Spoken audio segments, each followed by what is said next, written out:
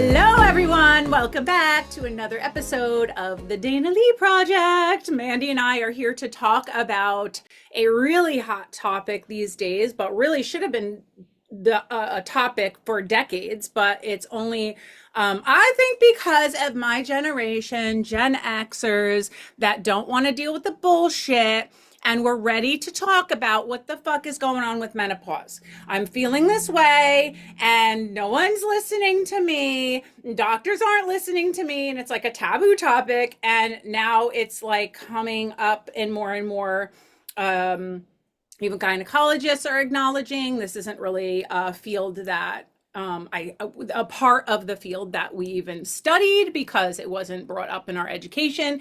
So there's lots of holes we're poking in women's health and the whole journey of being a woman. We already know that the science and research has not, like, there isn't funding for women having even heart disease. Like that, it's men have been studied for years, but how heart disease presents in a woman is different.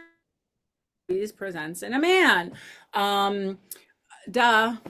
Do we Duh. do we need any scientific research to say that? No. Like it's like underground. Like, of course, we know we're different.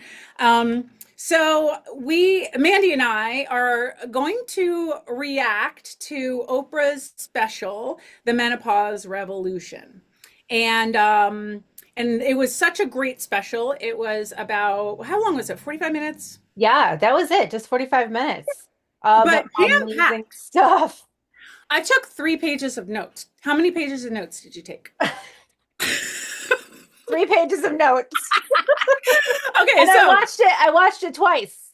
oh wow, okay. First, I watched it and I was like trying to take notes, but I got so sucked into the information that I was like, okay, I have to watch it again. And then the second time I watched it, I got more out of it because I heard a little bit more the second time, which was Yeah. cool.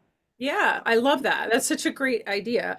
I mean, I'll say that when women are enrolling in the mentorship program, we have our modules, and I say, listen to the modules first, and then go back and actually like listen again because you get more out of it, and you're Hmm. actually able to like process it. Your brain knows what to do with the information. Yeah. Um, so yeah, in 45 minutes, it is definitely jam-packed. I definitely have something I want to share. I have a theory about all of this menopause stuff that very much relates to my body of work for the past 10 years in helping women heal their relationship with food. And I see it manifesting in through perimenopause and menopause symptoms and what's happening there. And I think I want to wait to the end of our conversation to talk about my theory.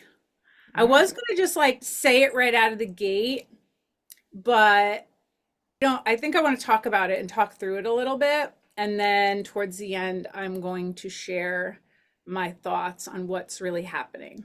Ooh, I love that. A A little teaser for the end, little so everyone's gonna teaser. be on Yeah, their hands. Ooh, what's gonna happen? yeah, yeah. Okay, so um, first of all, 1 billion women around the world experience menopause. Did you take note of that statistic? First of all, Oprah looked fierce. That was the first thing I wrote in my notes. First of all, the dress that Oprah was wearing, like that's more important at the first off. Look at her. Boom, boom, boom, boom, boom. At the age of God, what is she, 60? She looks amazing. I No. don't even know how old she is, but obviously she's been through menopause, so she's on the other side of menopause. She looks amazing. Yes, and then the whole billions of women are going through menopause, and I think that like probably 1, 2% even know it, something like that. Like, who even knows that they're going? There's this whole huge question mark. Maybe I think I might be going through menopause. I had this thing, I had that thing, but there's no like real good. When you get your period, you start your period. When you Yeah. start menopause, there's no real thing because like we learned, it doesn't really show up as like a there's no real it's like a it fades in and it fades out. So Okay. I'm going to be 49 this year, and now that I understand more of the symptoms, and by the way, I have this little book here. It's not like I'm an affiliate. I don't get any money for it, but Mary Claire Haver, Dr. Claire Haver, she wrote this book, The New Menopause, and I just believe it should be in your hands, and I think you Hmm. should get it. And it's The More You Know, and it's a fantastic book. It really is a proper, thorough education on what is happening in your body with perimenopause, some of the research that has been done, and poking holes in that. And she was on this special. So, I mean, before we even watched this special, I bought this book quite a while ago, but she does acknowledge that there are 60 plus symptoms. I read it down Amazing. somewhere, over 60 symptoms that a woman can experience that is now correlated with this change in hormones and less, egg production and the connection of your brain to releasing eggs and what ends up happening as a side effect of that. So I'm 49, and about 10 years ago, around when I would turned 40, and the reason I remember that is because I got my tattoo when I turned 40 as like a birthday gift for myself. And I just remember that was the first time I started experiencing this strange pain in my legs. Mm. And it was though I chalked it up to this lifetime of abusing my body with exercise, which could very well be. I honestly thought, well, Dana, this is what you get. You exercise like a fucking maniac, completely compulsive, did not listen to your body. You pretended like you were a machine and invincible. And I would exercise sometimes 3 hours a day, and I would hide behind, it's my profession. I'm teaching. Oh, I'm teaching back to back. And oh, someone called me to sub and I'm subbing a class. I have to. And it was just drilling my body through my 20s and into my 30s, because at that point I had owned a gym. And then it became, even though I knew better about rest time, then it was the obligation of being a business owner through the recession and not being able to pay my staff. So I had Wow. to step up and take over a lot of classes because I had to, but not because I really was compulsive about exercise anymore. So it was a little internal conflict, but you got to do what you got to do. Oh, yeah. So that brings me to this pain in my legs that I was experiencing. And let me tell you something. The first 5 years of that, I did not say one word to not one person about the pain in my legs. I didn't tell my husband. I didn't even tell my sister. I didn't tell anyone because I didn't want to give it energy. And I was kind of like, okay, okay, that's happening. But Oh, I, what do I say, Dana? you're, you're only as sick as your secrets. Yes. I know. Wow. I was Wow. I think the other That's part is interesting. I was in denial about Yeah. it. I wanted to pretend like was invincible still, and it didn't affect me like it did. Like I so now looking back in retrospect, now I can understand because and she goes into her book, there is a breakdown of connective tissue. And Wow. connective tissue is your ligaments and your tendons. So having hip issues, very common, but connective tissue throughout your muscles in your legs and other parts of your body. I don't experience it anywhere upper body or anywhere else. It would tend to happen in my legs. So then I started talking about it the last few years and being more open about, I'm not really sure what's going on. And it wasn't until probably this book. When did she publish it? That I realized, like, oh shit, that's a perimenopause thing. What? And then I started taking some supplements to support hormones and things like that. And it has made a difference. It's not completely gone. There's still some tightness there, but I have better range of motion, way less pain. Of course, I roll, I do fascia rolling and other things. But that the supplementation has really helped. And I also want to say, I'm sure you got stuff to say too, Mandy, but I also want to add, I was just like, I'm so patient. I need to say something. Um,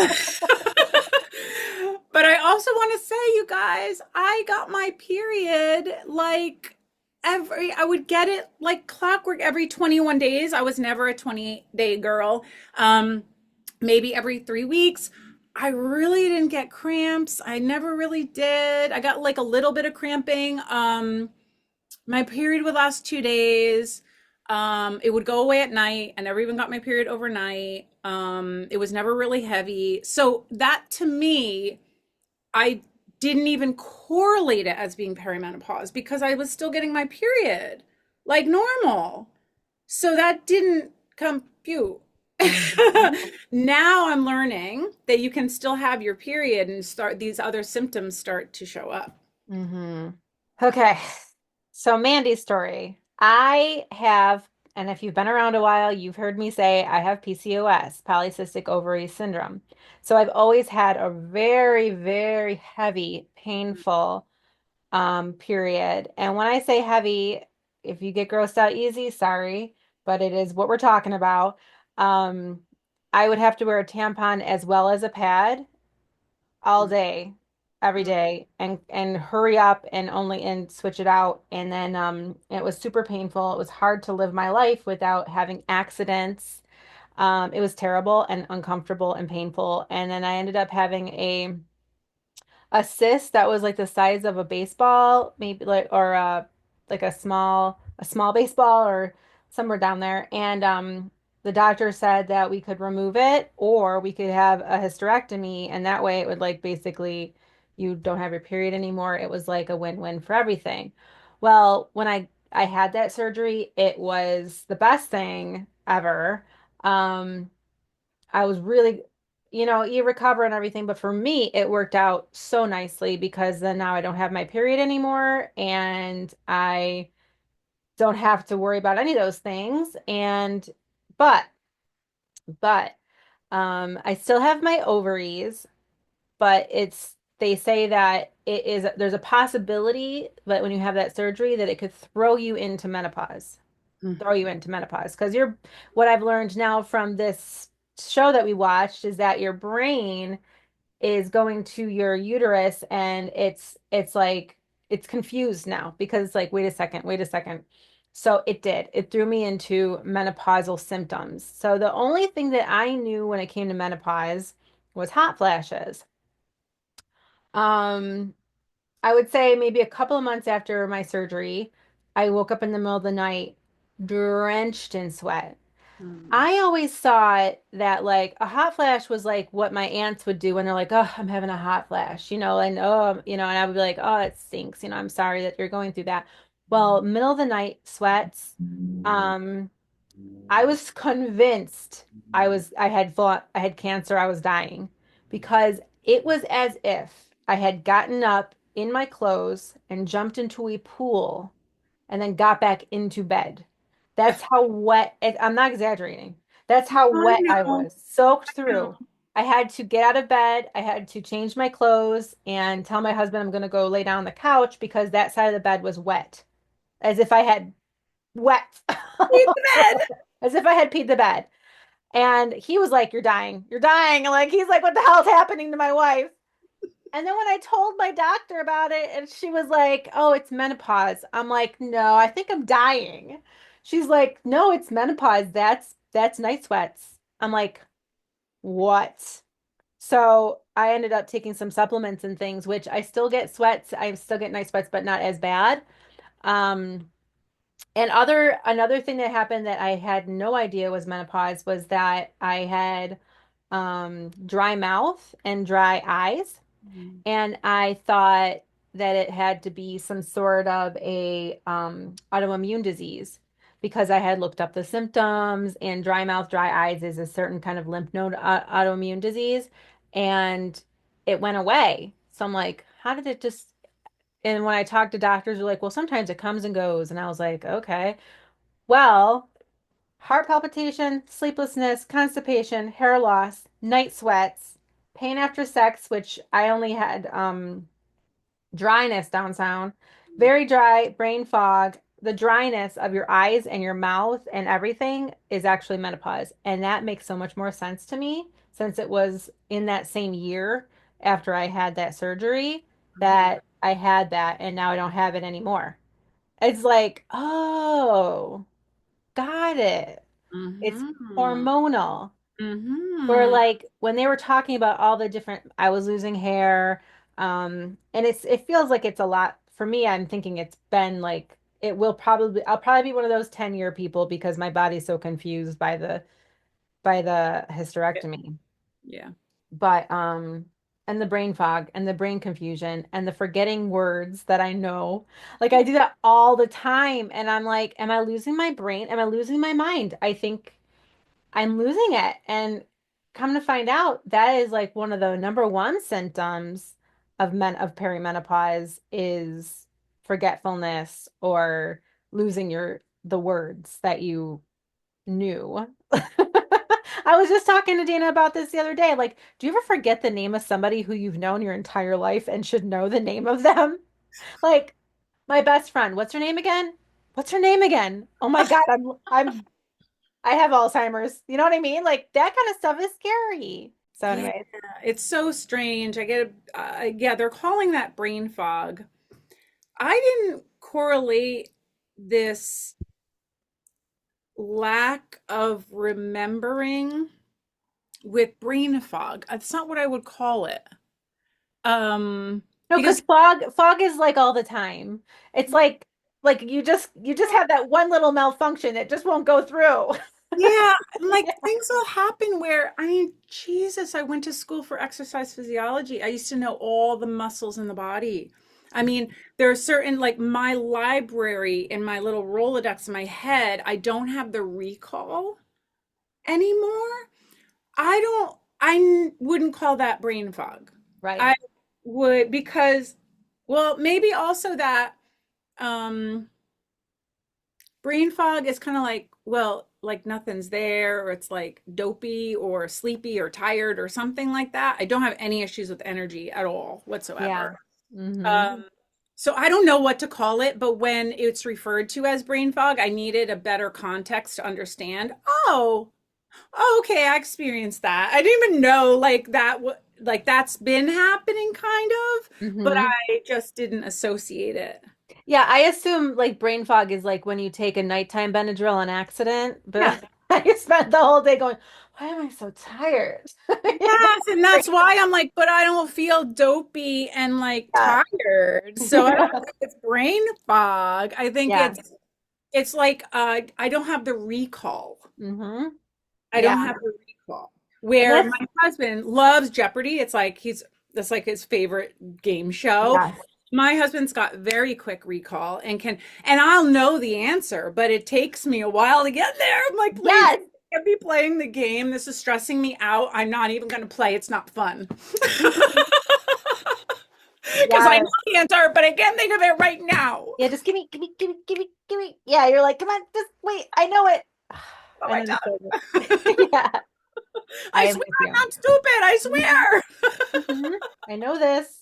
Okay, so one of the things that I was very that I will say it got me because I have breast cancer. It runs in my family, and I have heard I don't know how many times that because you have breast cancer runs in your family and all that, that you should not take estrogen.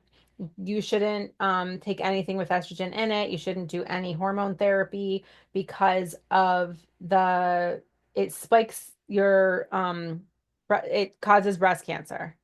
And then during this whole thing, they talked about how in 2002, there was a hormone therapy panic and how it was headlines everywhere that you shouldn't take it because it causes breast cancer. Come to find out that it was really what they say, I wrote it down, less than 10%, a tenth of 1%.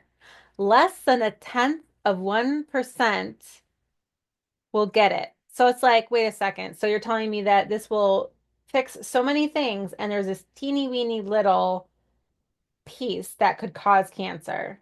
And this whole time I haven't been taking it. So next time I go to the doctor, I'm gonna freaking talk to my doctor about it because she's awesome.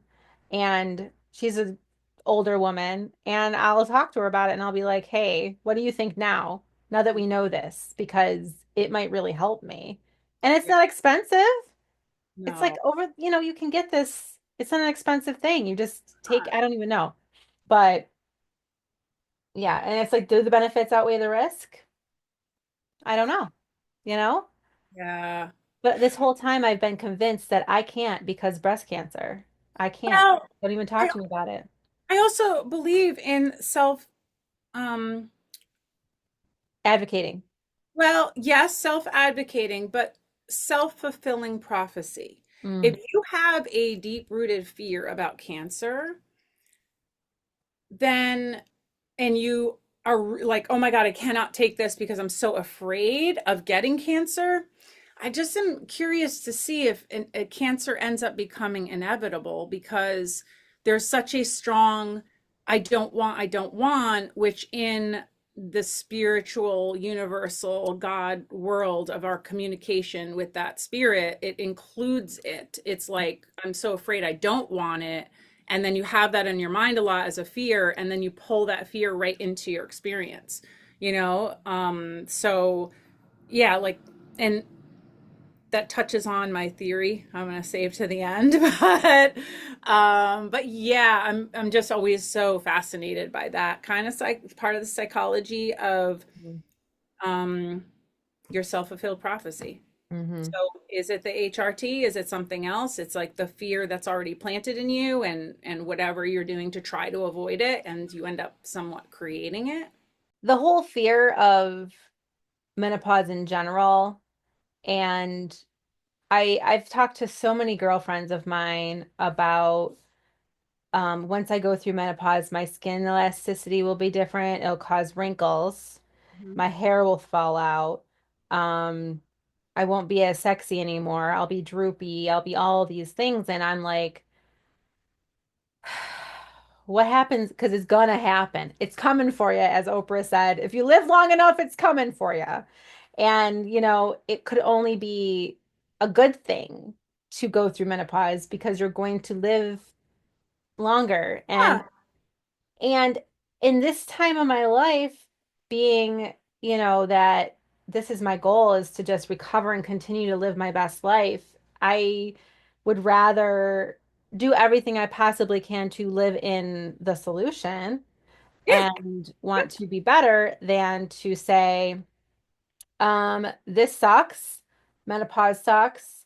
I'm going to be uncomfortable and everything's going to fall off of me. And I'm going to turn into a bag of bones. And as Naomi Watts said in this documentary or whatever, that she's like, well, I have it. Now I don't have my period anymore, which means I should just go sit in the corner and knit. I'm an old lady now. It does suck though. I mean, if you think about all of the symptoms and realizing that like they do all come, there are all these different ways to get to have symptoms, yet again, there's no real true way to say, yep, you're going through menopause. No, because actually, there was an episode I watched with Shalene Johnson, who I've been following her for years because of her like fitness. I don't know if you know who she is. Do you know who Shalene Johnson is? I don't. Anyway, she was the original like world record holder of the most number of fitness videos ever recorded. But who knows? It could be Mhm. surpassed by now. But anyway, she did Turbo Jam and Turbo Kick, I'm and that. looking it up because I'm sure I know who Um, she is. so she has been a pretty loud voice in what's happening with perimenopause and women's health, and she had a really cool. I watched it on YouTube, but I think she had it on her podcast, of the experts' point of view and their perspectives about perimenopause and menopause. And the consensus was a lot of them, as professionals and even doctors specializing in this area of women's health now, don't even do blood work, because blood work doesn't necessarily show jack shit that there's anything wrong. Hey. But your communication in what you're experiencing, Hmm. hair loss, brittle nails, dry skin, dry, all Everything. places down there, Hmm. anything that's happening. the hot flashes I feel like are a little bit more of like people kind of associate that right away, but a lot of Yeah. these other symptoms, Mm-hmm. many doctors are not choosing the blood work route and they'd rather listen to their patients. What are you experiencing? What's happening in your body? And then that's how they figure out the hormone prescription. Uh, Mm-hmm. whether it's estradiol or it is progesterone cream or testosterone. Like they figure that out based on what your symptoms are, Mm-hmm. which I found to be fascinating, because you Mm-hmm. immediately think, oh, I need blood work. But if you're very frustrated that the blood work comes back and it's just like, yeah, but all my levels are fine, then it's Yeah. like, where do you go from there? Like the doctor's like, nah, like, yeah, you're fine. It's like, no, I'm not fine. I feel incredibly blessed though. I have minimal symptoms right now. The other thing I want to say, and again, I guess it's kind of planting a seed with what I want to share at the end, but I was exposed to many women in my life who did not experience these severe symptoms of menopause. They didn't have them.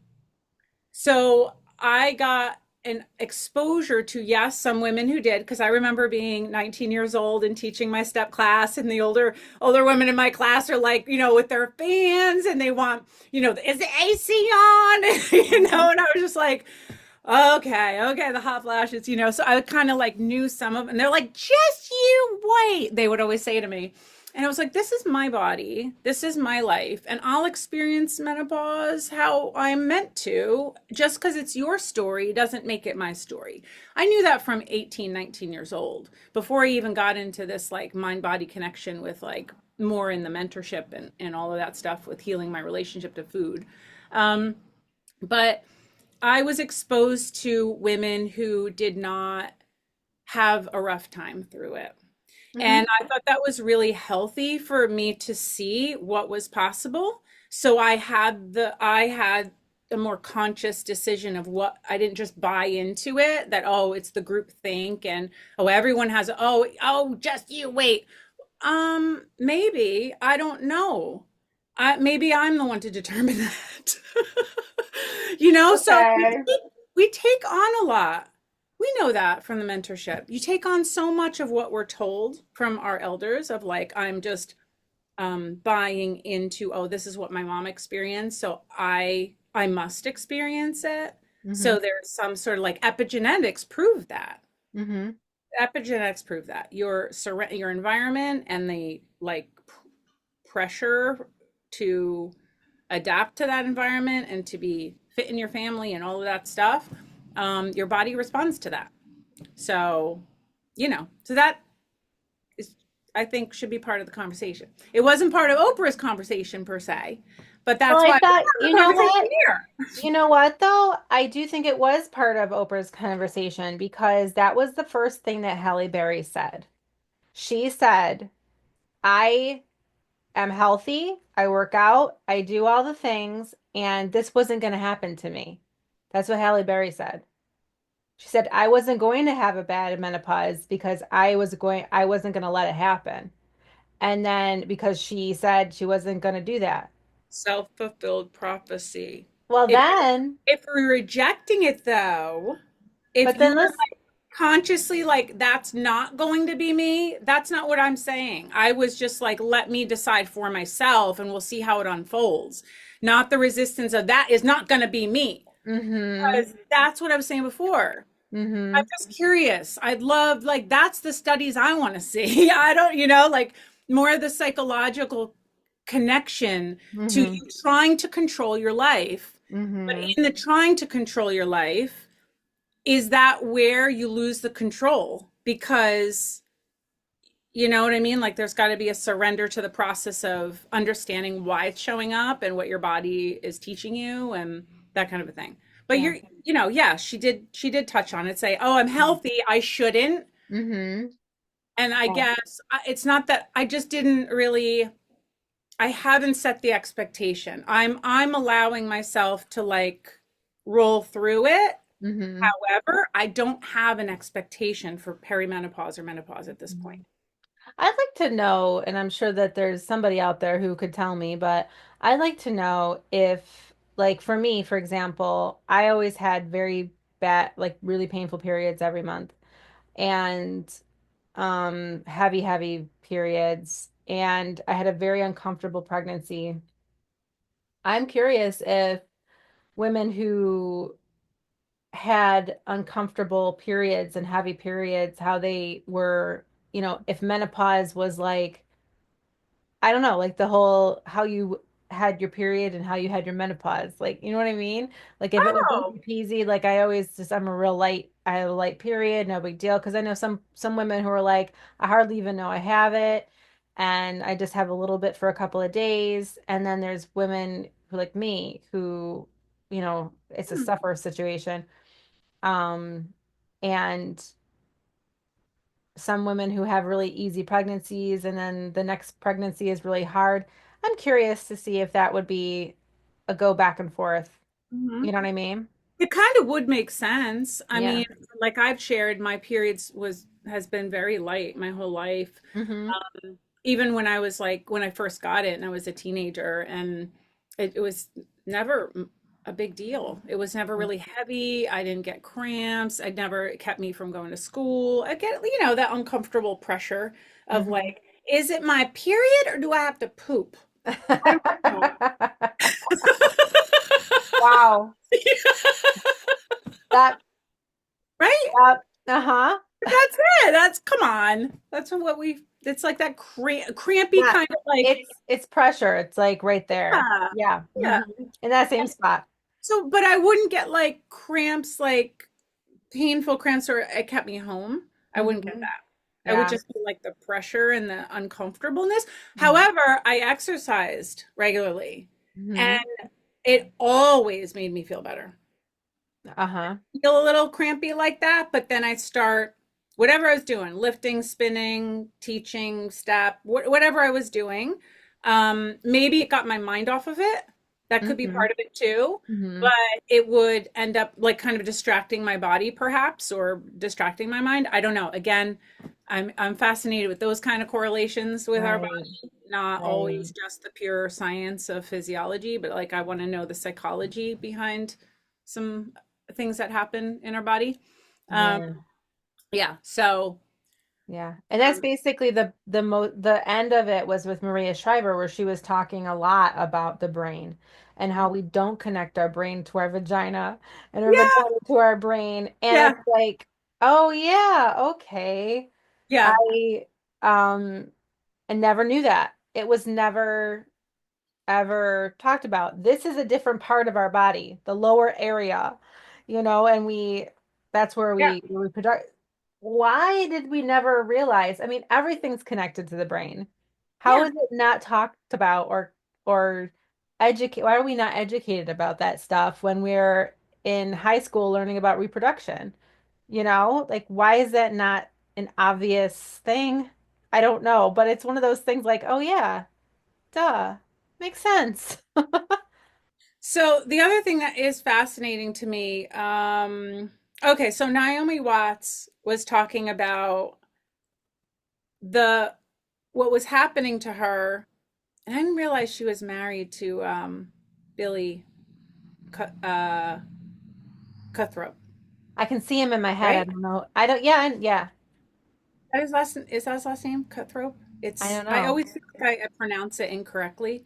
I love him as an actor though. Steve and I Yeah. are friends, like a fan of him as an actor. He's been in Uh-huh. some really good stuff. Anyway, I didn't realize they were together. But she had basically shared that she had this feeling when she was like, had the patch on her skin and like Mhm. she's treating her menopause, and they were about to get intimate, but she's like, oh God, I gotta like take this off. He's not gonna be attracted to me. It's Mhm. gonna be like, oh, you're going through that? Like, oh my God. Um, Right. like you're pretty much dying, like, Yeah.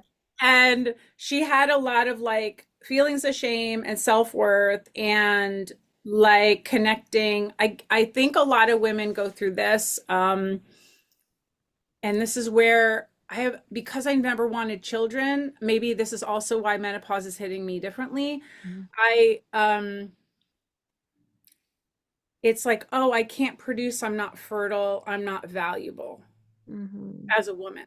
Mhm.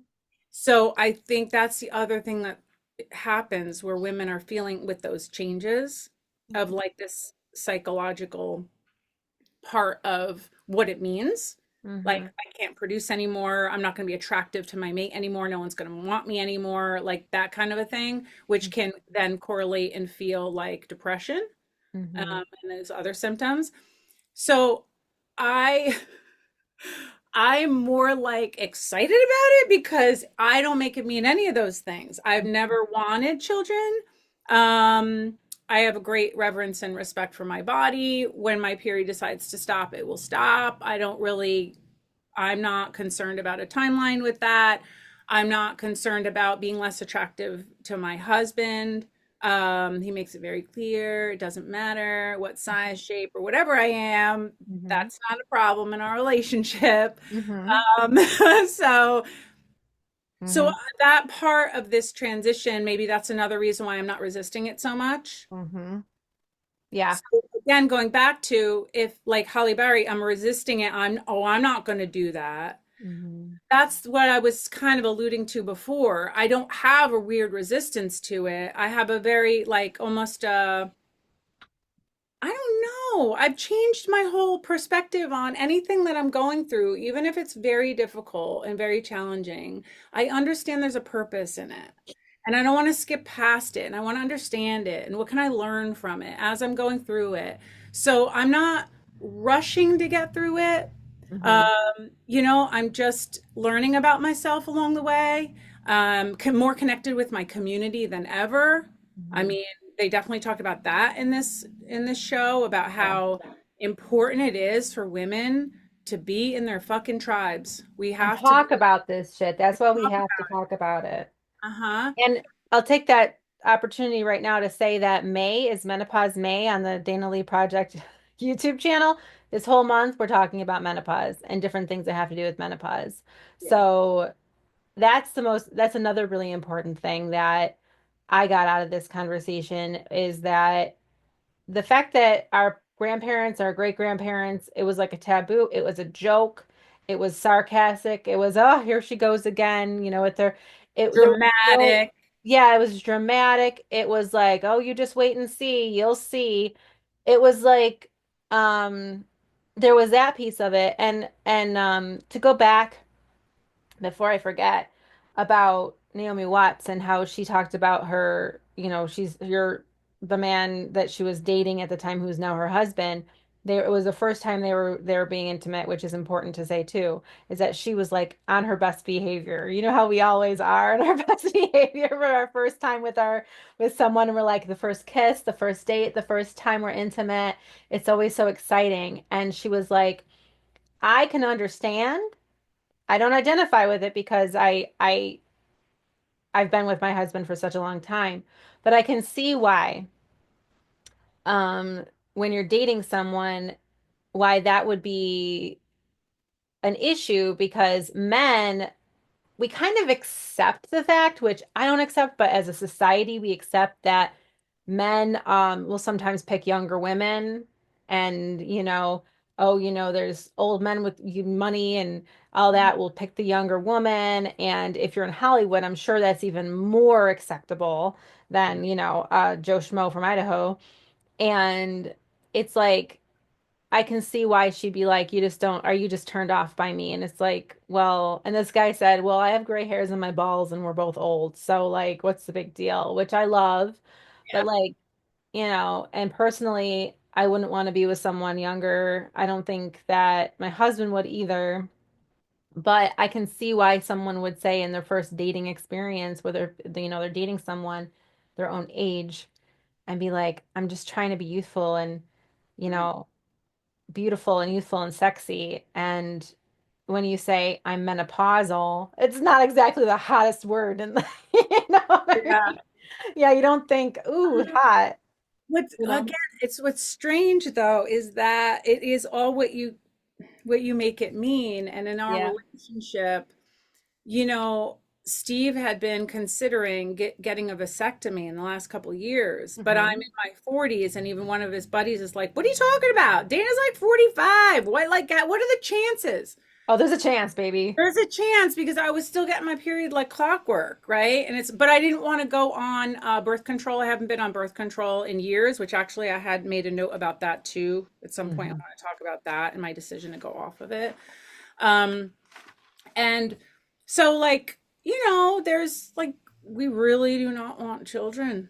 Yeah. No. And at this point, there's actually that period where they're talking about triage, where Mm, our body is, we are animals, we our bodies want to just reproduce. So our brains will say, okay, we don't know how much longer we have. Let's really pump her full as much as we can because our purpose is to make babies. So there is still that very big yeah, possibility where I've heard so many times, especially in my big family, because I've got a yeah. lot of cousins and stuff, where we call it the change of life baby.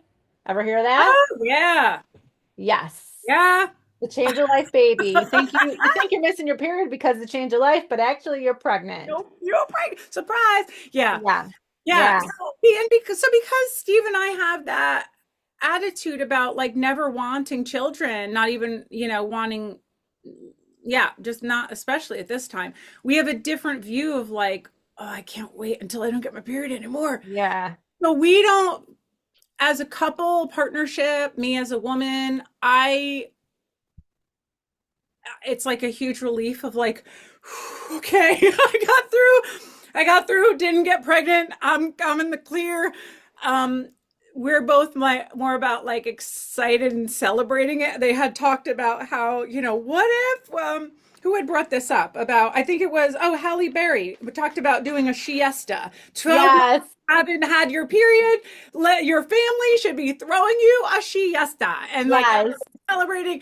And I'm like, and which does remind me again, going back to Shalene Johnson, because she's been talking about this perimenopause stuff now for a couple of years on her podcast and in her community. And she calls it the after party. Mm.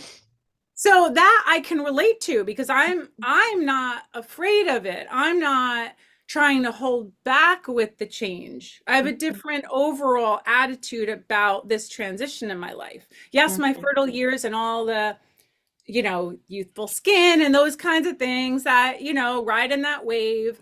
But I do think the power is in our hands, and now we understand some of those symptoms to replenish some of that hormone imbalance and the connection of the brain. But for me, it just isn't really like a death to, oh my God, I can't have children again. Mhm. So, and Yeah. that's individual for everyone. If you are like that, you're experiencing the sadness and that part of your life, grieving that part of your life, I totally understand that and sympathize with that. And that's very real. And I think that is contributing to some of the symptoms that you're Hmm. experiencing. It's why it's like under a magnifying glass, almost makes it Yeah. all kind of worse because it's really psychologically difficult to deal with. Yeah. That's another point I wanted to talk about. They talked to a woman who, wait, before I forget, get a vasectomy. It's like getting a tooth pulled. Yeah. Jim had one 15, 16 years ago when we first got together. He had two kids in his first marriage. I had one in my first marriage, and he was like, not gonna leave it up to chance. And thank God, because we probably have 10 kids by now because we're little horny toads. We probably would. But back to what I was saying. It's like a numbers game then. It's like the number, they're like, oh my God, we would have had 10 kids Oh because my God, we would have. We would have. And it's so funny because we do love our kids and we love being parents, but yes. like, and I do it again in a heartbeat. And I was like, if we were each other's first marriage, we'd probably have more than three kids because we just love raising kids. We had a blast. That's why we have dogs now because we love raising Yeah. kids now. Yeah. Yeah. Yeah. That makes sense. Yep. But to the point back to the depression, they said 73% of women blame menopause for their divorce Yep. because of menopause will cause depression symptoms, rage, Mhm. mood swings, and if you've never been the type to express that to your husband, like if you've always like, and I really think that, I mean, and wife, I mean, it goes for that as well, that if you've lived your whole life with somebody and you've always been kind of calm and go along with the flow, and you've had kids and you took care of business and you did all the things, and then now you, and this is just from my perspective, especially as my kids are all older now. My youngest is graduating high school in a couple of weeks. And I now am also having this onset rage out of nowhere. Not only am I mourning my youth, I guess you'd say, but also, who the fuck am I now? Yep. And that's like across the board that people don't talk about it. And that's one of the benefits, I'd say, Dana, for you not having children is that you have that constant, like, okay, so I don't have my period anymore. Okay, whatever.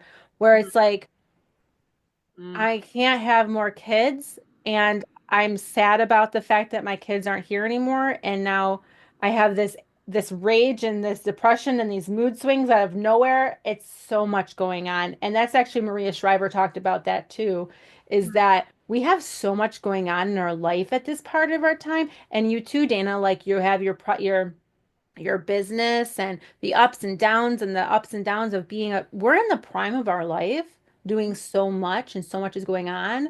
And then we have this uncontrollable mood swings. I just want to throw stuff. Where is this coming from?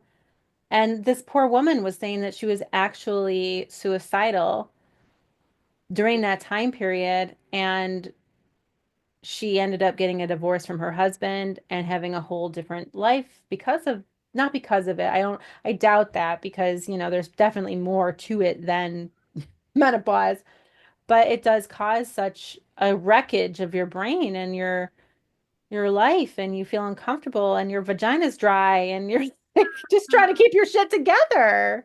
Yeah. Let's talk about it, you know? Well, Dr. Haver did say around that topic Mm-hmm. that sometimes you end up leaving a relationship that just doesn't serve you. Okay, menopause happens, but the true colors come out in a partnership, and maybe there was a lot that you just handled, you just dealt with, I tolerated, I put up with. It's okay for me to like not really be as important or as heard in my relationship until this happens. Then Mm-hmm. there's rage, and there's mood swings, and there's depression, and there's a lot of things going on. However, she just brought up the point, and I think it is worth noting, was that relationship, were there flaws in that relationship to begin with? Right. And you no longer have the distraction of baseball practice on Tuesdays and Thursdays and, concerts and, all the things that are being parents. Yeah. It's a tough question to Yeah. ask, but I do think that sometimes that those painful experiences are the catalyst to make those really hard decisions in a partnership, realizing how it's not really a partnership, and I've really felt alone all these years, if I'm being completely honest. Mm-hmm. And so 73% of women blame menopause. I think perhaps another way to say that is menopause is a catalyst for 73% of those women to In their acknowledge eyes. getting their needs met Mm-hmm. and not tolerating it. Mm-hmm. Mm-hmm. And that's empowering. I like Yeah. to look at it that way. Yeah. Like, we're like, okay, I'm all my nurturing years and all those feel good hormones that take care of babies and the family and the nesting and the nurturing. And now it's like, I don't give a fuck. Get the fuck out. Yes. Yes. And only Yes. the strong men survive. Yes. That made the strong men survive. I love it. Yeah. The Well, ones that are true in their own like yeah. identity, you know, Yeah. like we both talk about our husbands having their own identities with things Yes. that they enjoy Yes. doing. And Uh-huh. yes, Steve and I are celebrating 19 years tomorrow of our wedding Oh, anniversary. Yes, wow. as we record this, tomorrow is our wedding anniversary. But part of that secret though, he does have a lot of things like that he's been able to work on his identity. Who does he want to be as a man? Who does he want to be as a husband? Like, it's not all, I'm not pouring all of myself into being a wife. It's part Mhm. of who I am. But don't, I mean, this is our Yeah, mentorship. Why that's right. this is the container for like this group of women who, yes, okay, I want to heal my relationship with food and my body. But it's like this whole process of understanding who am I as a woman in this stage of my life and being Yeah. able to explore that in the tribe of other women. And by the way, oh, I'm just going to learn about myself through my behaviors with food or through my behaviors of what I'm thinking about my body, you know? Hmm. And I always say I should write a book about distractions. It's all about distractions. Yep. So Yep. if you are distracting yourself from your marriage, you're distracting yourself from your health. It's like, and sometimes it's not on purpose. It just is, Mhm. you know, and you have to, I'm watching the movie or the show The Four Seasons, which I think you'd love. It's on Netflix. I added it to the queue. Oh, really? We Yeah. have to talk about that after you watch it. And it is a lot about, middle-aged relationships and friends and your tribe and who we choose to be at this stage of our lives. I did want to, so there's two things I wanted to just touch on because we were just talking about the whole depression thing Yeah. that comes up, right? It reminded me, I made a little note, because this was after the neurologist was talking and Hmm. talking about the brain stuff, Yeah. and that oftentimes perimenopause and menopause happens at the same time as other life circumstances, Yeah. like elder care, like you're taking care of your parents and like the tweener, right? You're taking care of kids and you're taking care of your parents, and these perimenopause symptoms start to set in. So Hmm. you can end up really feeling depressed, have rage, like all those symptoms. Hmm. And it reminded me back when it was actually at the same exact point where I came to that revelation of, well, what if I stop dieting? I tell that story quite a bit. There was a specific kickboxing class I was teaching on the heavy bag with this group of my clients, and I was just fighting through tears. And I just got to the end of class and wiped the tear, just kind of hit it, and everybody left. But I was like, ripped my heart rate monitor off. I made two decisions, and this other one I never really talk about, Okay. and I probably should. um One of them was, fuck dieting. I've got to figure out how to loathe myself less, and a diet isn't the answer. So what is the answer? And then the second decision I made is, I got to get off this birth control. So Mhm. I was on the Depo-Provera shot for probably 15 years, and I never got my period. And there was something in me that was like, this can't be helping because the other part of it. So I was also in the midst of losing my gym. Yeah. That's why I'm bringing this up. Because yes, like there was circumstances going on that I could, was it the hormones from lack of hormones, because then it's like fake progesterone in my body. It tricks your body into thinking you're pregnant, so you never build up the lining and you never shed the lining. So I'd get these shots every 3 months, and I was like the poster child for it. The woman, my doctor said, I didn't lose any bone. I like didn't have any side effects. I didn't gain weight. I didn't have headaches. I didn't have one side effect that was obvious. So I stayed on it for 15 plus years and never had my period. But there was something in me that was like, well, I also had lost my libido like big time. And my husband wouldn't, he's always so supportive. But I'm like, I don't want that for a relationship. I want to do it. And actually, they talked about that too. Like, do you want Hmm. to do it? Maybe testosterone. Hmm. So, Yeah. but of course, like, we're not doctors here. We're just talking about what they were talking about, and Yeah. hence this book. So please Yeah. do your research. However, it did make me go back to that time, and it was interesting because I I wasn't close to, well, I don't know, maybe I was, because that was like 10 years ago, no, 10 plus years ago. I was 37 when that happened, and I decided to go off birth control, and Steve was all about it. He said, yes, that's the right decision, go off of it.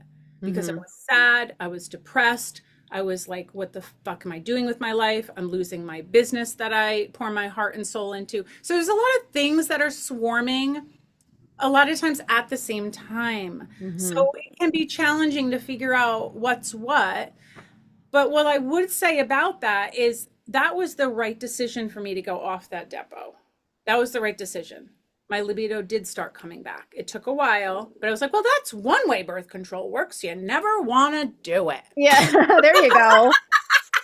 It helps. But I'm like, no, man. I mean, I was very much in fight or flight, like nervous system Mm-hmm. response. So of course, when you're Mm-hmm. in survival, you're not going to want to have sex. No, Like that no. doesn't, that's not really, but I just wanted to bring that up because it can happen, sometimes in different times in your life. And it just seems like perimenopause seems like a crescendo with that. Yeah, And there's a lot of blaming and instead of um, like blaming your situation, instead yeah, of taking your power back to see what can I do to take care of myself, yeah, you know? yeah. And even like Dr. Haver said, like this is the time to surround yourself with as much support and care as you possibly can. Mm-hmm. This is the time. Yeah. This is when it's done at this time in your life. And our module one, it's the decluttering and letting go, but it's also sometimes we do talk about maybe further on in our work with our clients of letting go of friendships and letting go, and even if they're family, fewer and farther between, Mm-hmm. because surrounding yourself with people who are really like your advocates and really on your team and really supportive and encouraging is vital. Mm-hmm. It's vital. Yeah. It's so important. Be selfish at this time of your life. Yeah. It's okay. Yeah. Yeah. Yeah. But that takes some learning. And if Yeah. so, that actually is a really good lead into. So I want to say this before we tie up our conversation today. So it can be very difficult for women to um, acknowledge or reframe the selfishness. Yeah. You know, like being an advocate for getting what you need. So this is my theory. Certainly not my theory. I'm sure there's other people out there who have a similar correlation or belief system about this. But what I do want to say is I just decided to pull out my book. I use this book all the time with my clients, the Heal Your Body with Louise Hay. So I'm going to look up menopause and see what she has to say. So menopause problems: fear of no longer being wanted, fear of aging, self-rejection, not feeling good enough. Mm. So it's funny because I didn't pull this. I mean, I have looked at that over the years. I have from time to time, if I have a client who's dealing with a certain thing, I'll pull that up and be like, oh, I wonder what Louise has to say about this. So, Mm-hmm. what I wrote down in my notes here, it kind of started out at the beginning of this episode with Oprah. Um, she flashed a bunch of things on the screen about how women are feeling about this. Um, Feeling ignored, feeling invisible, no confidence. So I think that this is a manifestation of a belief system that has been underlying in their lives their whole lives. So if you don't feel seen or heard, and it kind of weaves throughout, and you get through life, you do the things you need to do, but there's this underlying belief of no one listens to me. I don't really feel seen. I don't feel heard. No one listens to me. Why doesn't no and my family's not listening to me? I have to tell them to pick up their fucking socks 10 times. Nobody listens to me. Um I I believe I think some of the serious symptoms are like this way your body's shouting at you that it's okay to be heard, it's okay to be seen, it's okay to advocate for yourself. And if it takes a level of symptoms that are kind of crushing, and that is the catalyst that you're going to make sure you find the doctor that listens to you, I guess my message is I'd want women to start thinking about allowing themselves to be heard. Instead of, module 11 of our mindset course and is evidence. Where are you finding evidence in your life to build upon? See, nobody listens to me. Nobody's hearing me. I say this over and over. And I'm saying this because I can think and recall several clients to privately. This is a running theme in their lives. Mhm.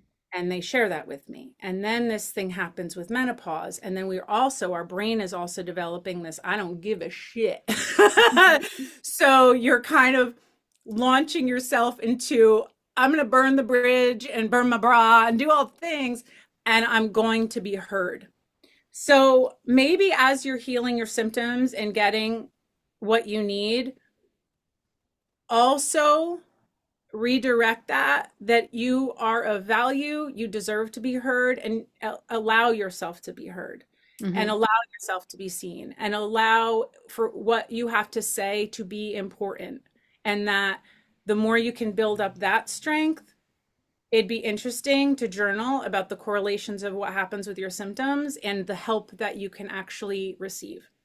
Have you rejected help and support most of your life? I bet you have. I bet you have. Mhm. Um, and now this time comes, and then it's like, wait, but now I'm asking for help from my doctor, but see, I'm not getting the help. I think it's more about just practicing, strengthening your receiving help muscle. Mhm. Allow yourself to receive help, allow yourself to receive support, and that independence is a trauma response. um Radical independence is a trauma response. We all independence is fabulous. It gets you so far, but as we already talked about, even Dr. Haber said, this is the time to surround yourself with the people who really care and support you and really look out for you. So the women that you surround yourself about perimenopause and menopause, also, I just like to say this, we don't want to commiserate in it. Mhm. There can be something that feels good about bitching and moaning about our hot flashes. I don't know how much that's going to really help you. I think it's about, let's acknowledge the pain is real. The symptoms are real. I'm not saying any about that it's not real. Of course they're real. I'm just wanting to help you connect the dots as to why the manifestation's happening and then how you're feeling about it. What am Mhm. I making this mean? Because that's what we are as humans. We're meaning making machines. So can Mhm. you make it mean, now is the time I am heard? Now is the time I'm willing to receive the help. Now is the time that my voice does matter.